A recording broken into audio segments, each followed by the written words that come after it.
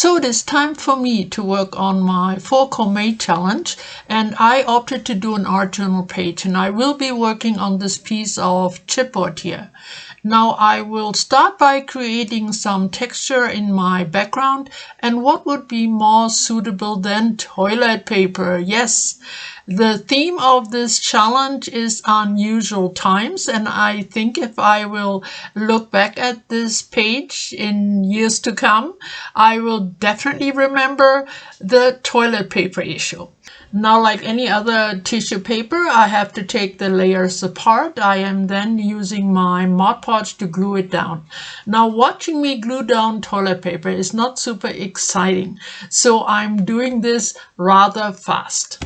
Now, aside from watching me put together this art journal page, which will be some type of collage, this video will also have a lineup of all the entries I received during the months of May from all of you.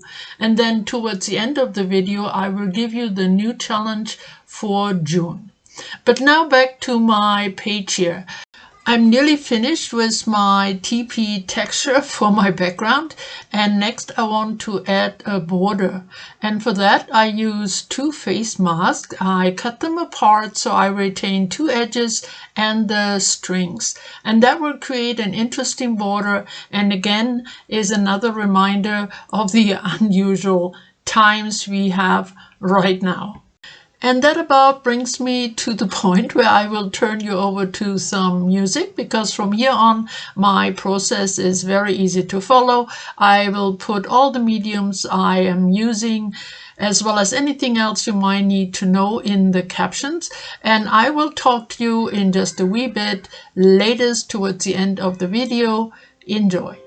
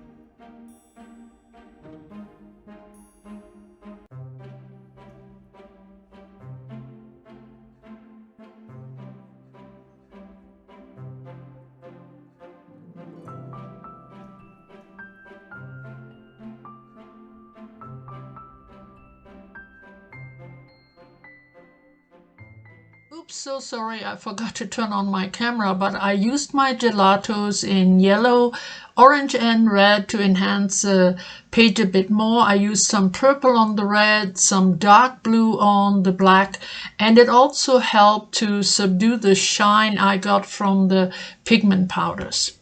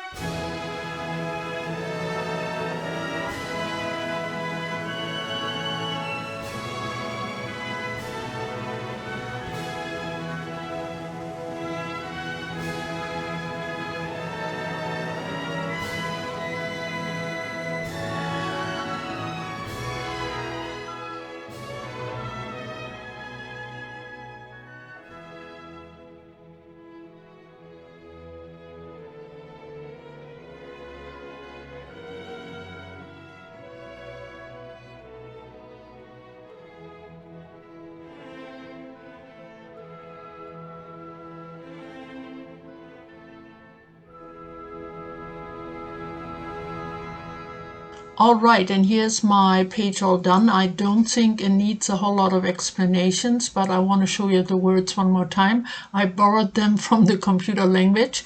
Memory, yes, we need to remember, we need to process and understand what's happening. We don't want to copy, not at all. It's time to not make the same mistakes again.